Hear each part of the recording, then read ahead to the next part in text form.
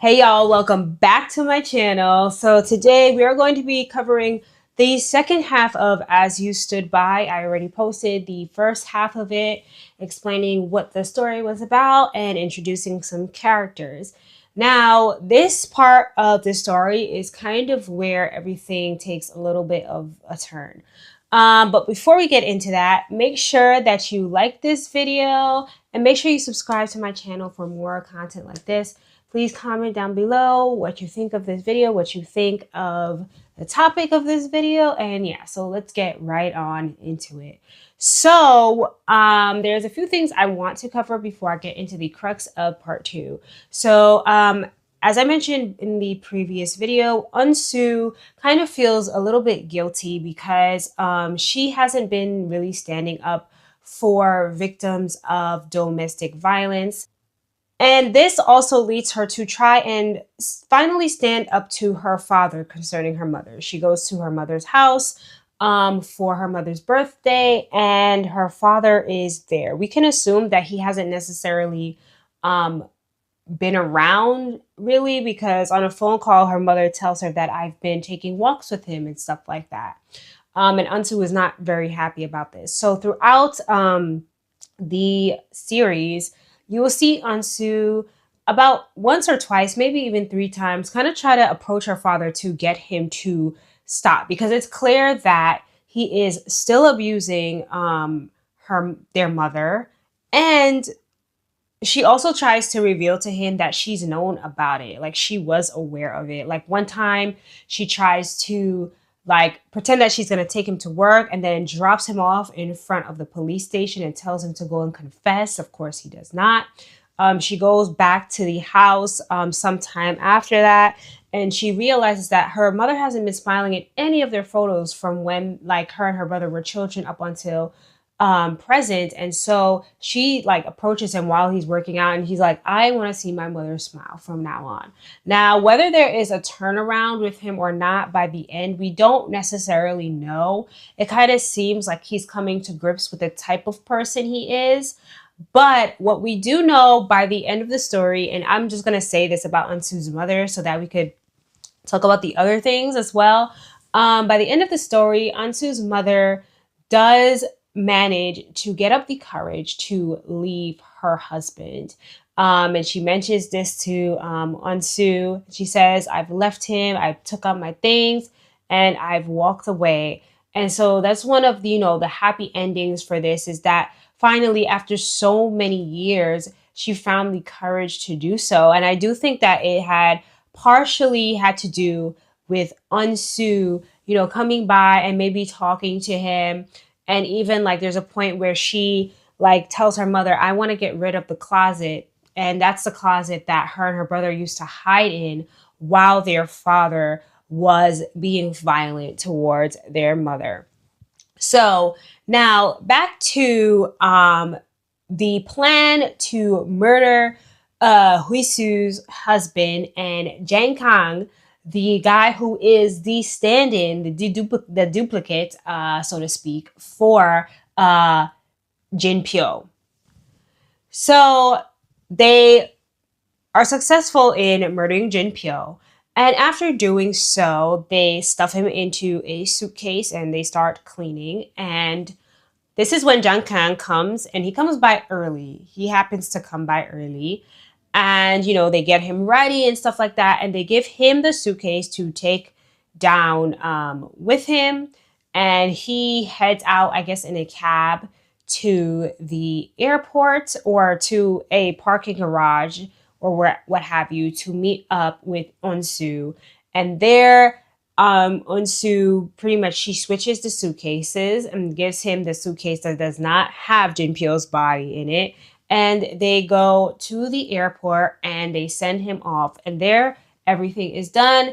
And then after that, which is like pretty much the next morning, I believe, or maybe it's that night, I can't remember. But they go to that secluded area where Jin Pyo had originally seen Huisu at while he was tracking her on his phone. And they bury the body there, because when Jin Pyo had seen them there, they were actually digging an extremely deep hole, and they push the suitcase in there and they cover it up.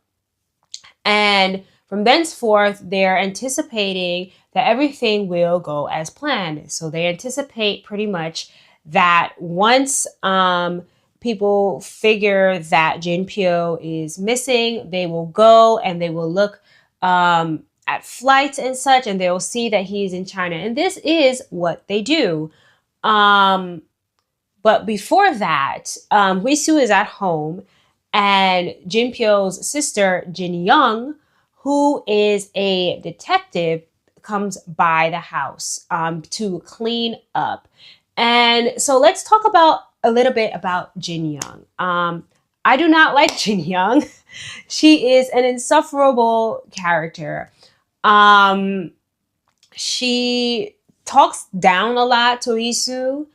It doesn't seem like she really cares for Huisu a lot. She seems a little bit disrespectful, honestly, and she is willing to do whatever to get ahead. Like she doesn't want her brother to get a promotion or get a new client because she's like, oh, my interview is soon. It's like kind of like she wants to be on top pretty much because at this point her brother is still alive. There's nothing to worry about. So I'm assuming she kind of just wants the attention for herself personally.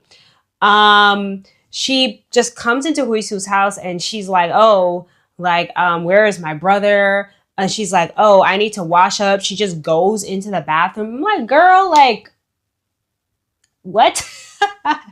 You don't live here. But then again, it's pretty obvious that she knows about Huisu being abused because when Huisu opens the door, she has all of these bruise marks on her face, all over her body, and I'm pretty sure prior to that as well. And she sees this.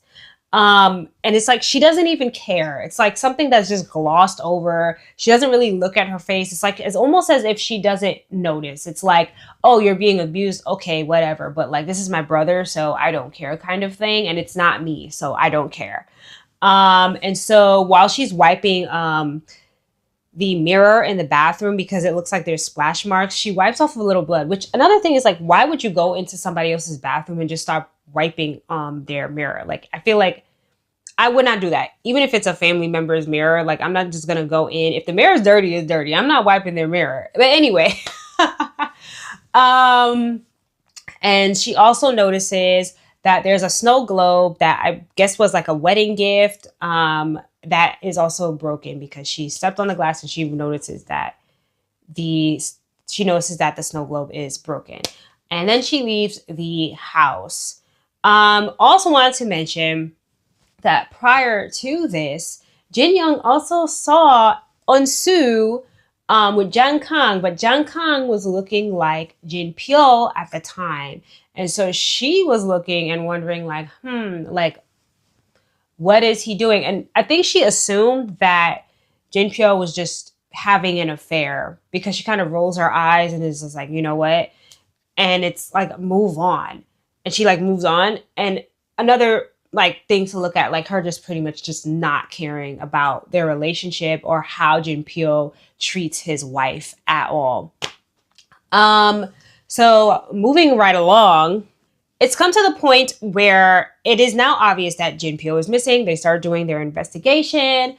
Yada, yada, yada. Fast forward, Jin Young, his sister, again, is a detective. So she starts doing some investigating of her own. And in doing so, she finds CCTV footage from the Shanghai airport of Jiang Kang, who she thinks is her brother, greeting a woman and a child, which is supposed to be Jiang Kang's family. And of course, she now believes that Jin Pyo had been cheating on Huisu the entire time, and he has a whole nother outside family. And she kind of seems very upset about this, even when her mother kind of is really snarky towards Huisu and saying like, oh, she doesn't care that my son is missing. We'll get to the mother in a second. Jin Young is like, oh, he walked out on her. You need to like have some sympathy for Huisu. And I'm like, girl, you didn't have no sympathy for Huisu before. Like you saw that she was getting abused. You didn't have any sympathy for Huisu. I think she just cares about this because it's like, more so, how dare you walk out on us, not just Huisu, But and then also it might look bad for her because, you know, she's got this upcoming promotion thing. And, you know, it also affects her because he's now being suspected or, you know, is guilty supposedly of embezzlement from his company. And so all of this is coming to a head. And I think she's just upset because it affects her. Like if it was just Huisu, she would not care. And she becomes more insufferable. But let's switch to her mother for a moment. Ironically, her mother is a lecturer, but not just any lecturer. I believe it's a book or a lecture that she wrote on women being abused and domestic violence. And she gives this stirring lecture that just is just intriguing and invites everybody who relates to it. Huisu attends this event with Jinpyo, this woman's son, who is abusing her. And then afterwards, you see that they're at dinner and you realize that she actually doesn't care about people who are experiencing this. She's just done this because she knows that it garners attention. So again, just, oh my goodness, it's just like turning a blind eye. And you'll realize that, okay, so there's a point where like, Huisu kind of lifts up her arm at dinner time and she has a bruise on her arm and she's like, oh my gosh, you fell down the stairs again. Jinpyo, you need to get them to fix the stairs. But later on, she says something to Huisu while she's like pretty much talking to Huisu. And this is after like her son has disappeared and all of that. And like Huisu realizes like, wait, you knew this entire time that your son was abusing me and you did absolutely nothing. And her mother just does not care because it's her precious, precious son. She even says, funnily, at one point towards the end of the series in one of the last episodes that, oh, you know, my home, and she's talking to Eunsu at this point, who is pretending to be, ask her to do like a favor for her, I guess, department store or something like that, so that she can do something else in her house. And she's telling Eunsu that, oh, like, I always have flowers in the house and, you know, flowers came before food, even when the kids were younger. And I believe that, you know, my kids are such sweet people. She didn't say sweet, but it's pretty much what she meant. Sweet people because we always had flowers in the house. And I'm like, yeah, like you're delusional or honestly, your kids are just like you. And so you probably think you're a sweet person, thus your kids are a sweet person. It's just like this whole family is delusional. She even at one point, her daughter, Jin Young, calls Eunsu like a psychopath at one point while her daughter is literally trying to kill Huisu. Like, what? Like, don't get me wrong. What Huisu and Eunsu did was wrong. You'll just kill people, of course. But it's like it was justified. The only problem is that it was planned, whether rather than something that could have just been like self-defense. Like, I mean, I just feel like, anyways, I'm going on a rant, but I feel like they could have maybe done, Eunsu and Huisu maybe could have just planned this out a little bit better. I mean, probably would have still ended up in jail time, but maybe less than what they got. They never actually say what they got because they do go to jail by the end of this show. Not for long though, but I just feel like, okay, they could have maybe, like, sounds terrible, but maybe like tried to get him started with like the violence towards Huisu, and then Eunsu just, you know, happens to be there, and, you know, they defend Huisu by mistakenly murdering the man. I don't know. I know maybe that sounds silly, but yeah. So anyways, so back to Jin So-baek, who is still, you know, going along with this. Back before Jang Kang actually left, he was very suspicious because Jang Kang was acting weird. Like he suddenly came into money. He got his hair cut. He got new clothes. The people were like, oh, his coworkers was telling him, Jin Sobek, that, oh, he's going back to China.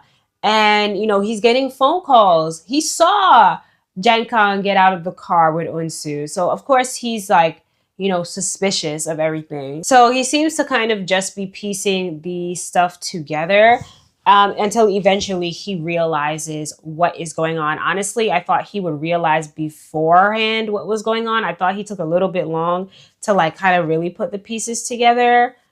But anywho, also, side note, I just wish that we had more backstory on Jin Sobek, because I feel like we got a little bit backstory of okay, like he got into a fight with somebody. We don't know why. I think he stabbed the person to death. I don't know if the person, well, I don't know if he died, but he definitely attacked the person. And then he goes in and he sees his son dead, and then he's crying, and we come back to the present tense. And that's all we get. So obviously, I kind of figured he had some type of a shady past, but we really get nothing past that. And I kind of wish that we got a little bit more on his character, because they make him this kind of like nonchalant, kind of a little bit non-caring type of person. And then all of a sudden, he's so caring for Unsu and Huisu. So, yeah. But to the crux of the situation, Jang Kang actually comes back to Korea to blackmail Unsu and Huisu for, I think it's 3 billion won. Yes. And he does so by first coming to Huisu's apartment, putting in the code, and coming in. When I tell you, that was such an intense scene. Like, the actress for Huisu, I think, did a phenomenal job. And then him being so creepy, because remember, this is the same actor that plays Jin Pyo. And I think he did amazing with that like switch of characters. You wouldn't have known had they not looked alike. Well, but yeah, so he comes back and he starts trying to blackmail them, and this leads down to a whole rabbit hole of stuff. Eventually, Jin Young pretty much keeps on digging deeper, and then like she finds out that by following Unsu, she finds out that Jang Kang is impersonating, or was impersonating, Jin Pyo. She also is so like trying to get this position and doesn't care about anybody else, that like she even deletes like evidence of like Jang Kang, who she thought was her brother, on like surveillance, because Jang Kang actually ends up murdering a security guard that is at Huisu's complex. Same security guard that Jin Pyo's mother asked to watch Huisu's every movement. Oh, Lord have mercy. So, yeah. So Jin Young eventually catches on. She, at one point, she follows Unsu, who has Jang Kang, in her car with her. And I don't really know where Unsu was going to take Jang Kang. But, she gave him some money and she was like, oh, I'm going to give you the rest. And she was driving, and then he wanted to get out. And then he made her crash the car. He hopped out the car. Jin Young is following Unsu at this point, but Jung Kang hops in front of Jin Young's car and then asks for a ride. While they're in the car, obviously Jin Young realizes that this is the person, but she doesn't say anything. He gets in the car, asks for a ride, and then he's looking at her car. He sees that she's missed a call from the detective. She sees the plaque or whatever that she's part of the police department that's on her car. And then they get into a little tussle. And then he eventually she starts asking him questions. She finds that he has Jin Pyo's phone. She ties him up, put him in handcuffs, put him in the back of her trunk, takes her back to her mother's house, puts him in the garage, leaves him in the trunk. And again, things just keep on spiraling. Jin Young tries to get uh, Huisu to take her own life so that Unsu can be free and she won't go after Unsu. So Unsu, while they have a plan between Jin So-baek and herself and Unsu and this other man that Jin So-baek hired to like help them out, he keeps telling them to get their passports, and I'm assuming he wants them to like leave the country and stuff like that. He's gonna help them out.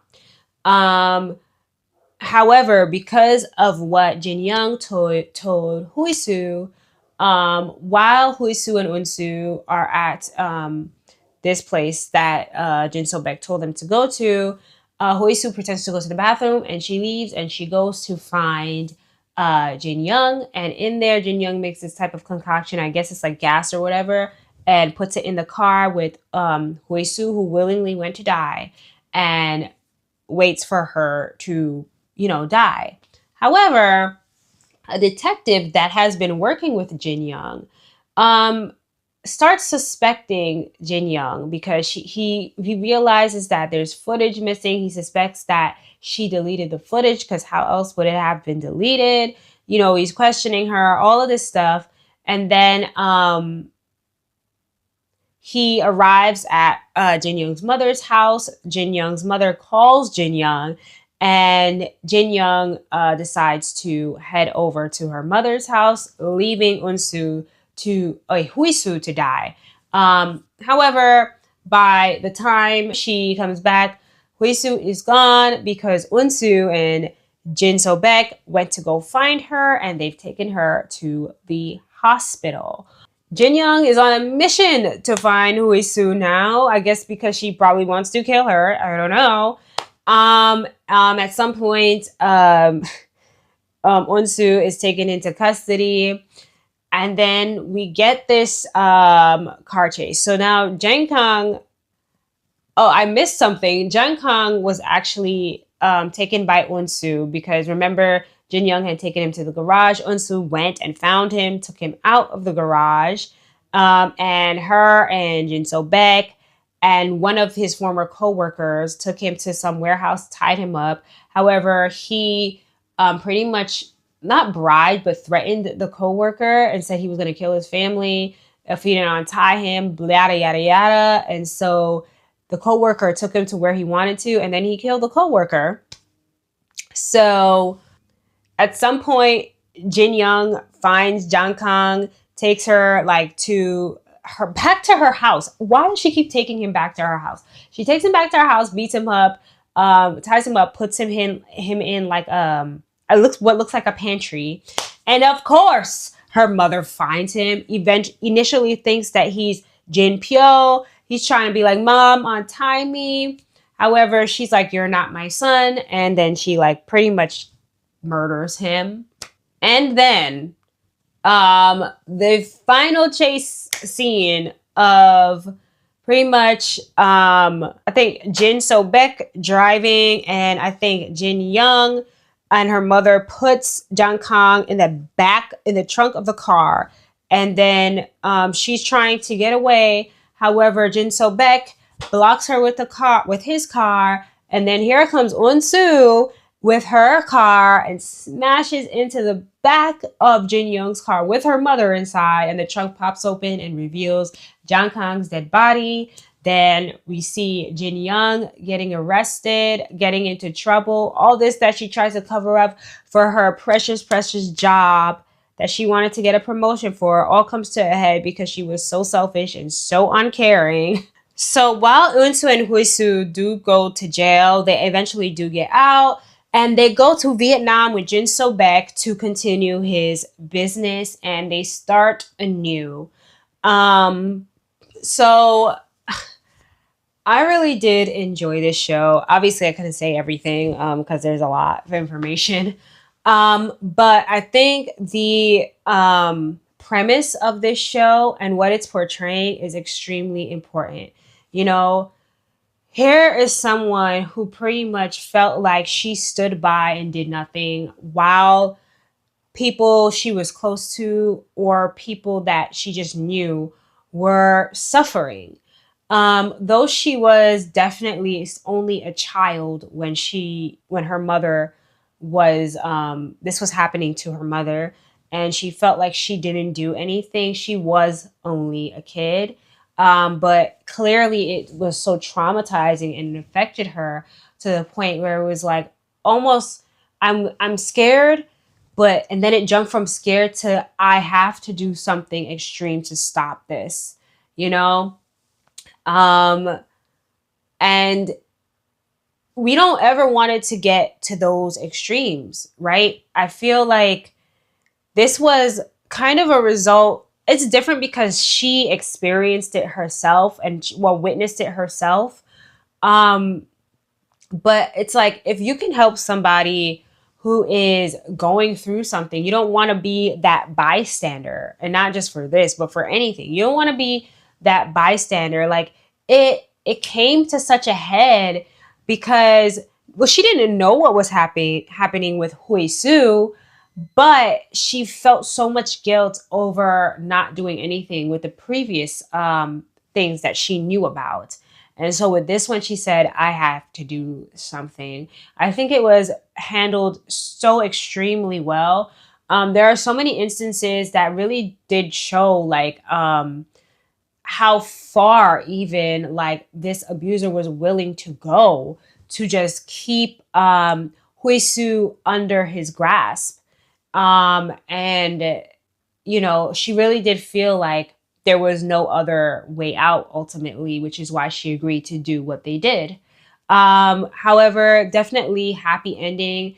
Um, happy start over. They did get, you know, um, punishment for what they did because you just don't just go around murdering people. But I think why they didn't serve so long is because it was justifiable.